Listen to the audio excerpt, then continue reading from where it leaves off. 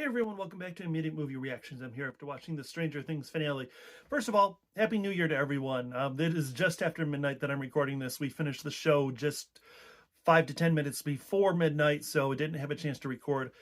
Um, I also threw my back out, so I'm in incredible pain right now, and I don't know how long I can sit up, so I'm going to be very, very quick about this.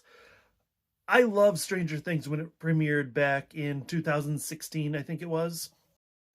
It ticked all my boxes. It hit all the nostalgia. It was scary, but not too scary. It was a show that you could watch with the family, but not feel bad about it, right?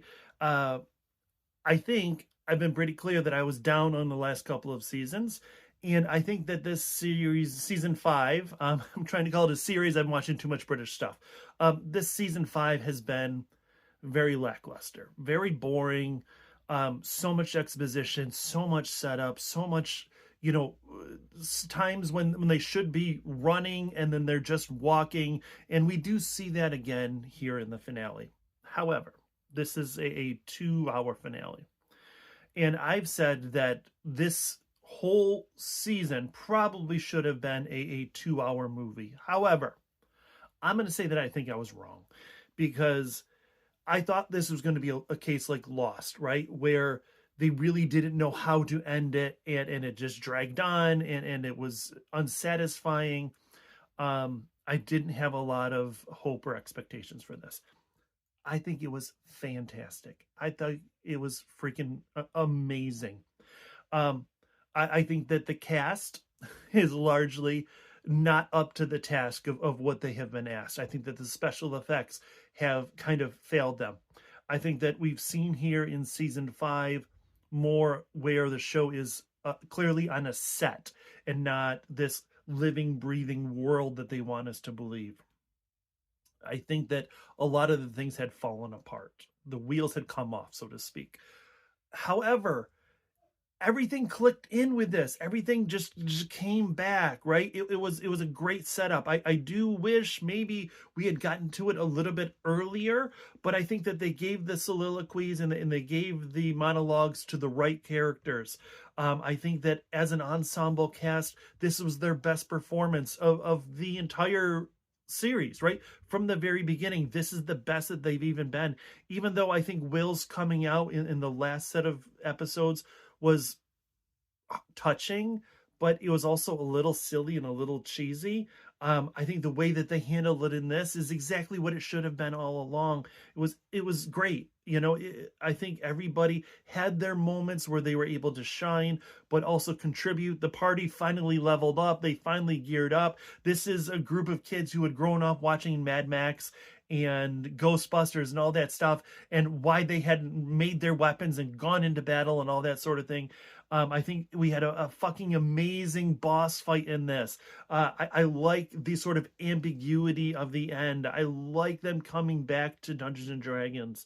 And Hopper's reaction to that. I think everybody was absolutely great. Joyce, when, sorry, spoiler alert, when she finally Joyce kills Vecna, right? She's the one who chops off the head and she says, "You messed with the wrong fucking family." Like, that was great. It was the moment that you wanted to cheer for. It's the moment that we wanted all of these years, and they did it. They pulled it off. It looked great. It sounded great. I think the music has been off, right? They just kind of thrown in random 80s songs.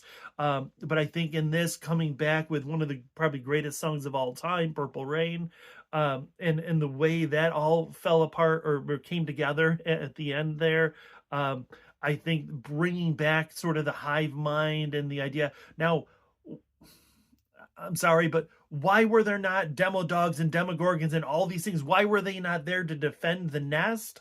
I don't know. That makes no sense. There are a lot of questions. There's a lot of things, plot holes that you could really pick apart.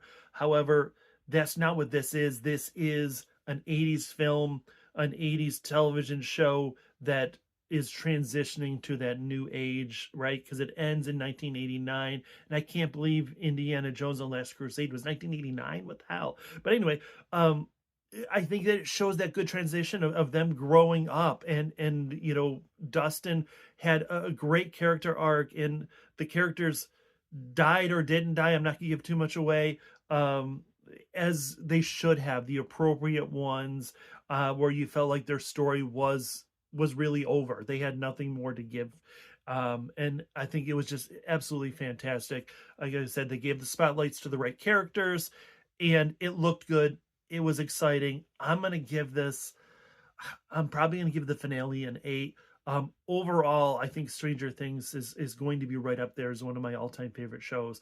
I think now, seeing where it ends, I can go back and watch, 1 through 5 again and not kind of lose it within that lull of the end of 2 and early 3.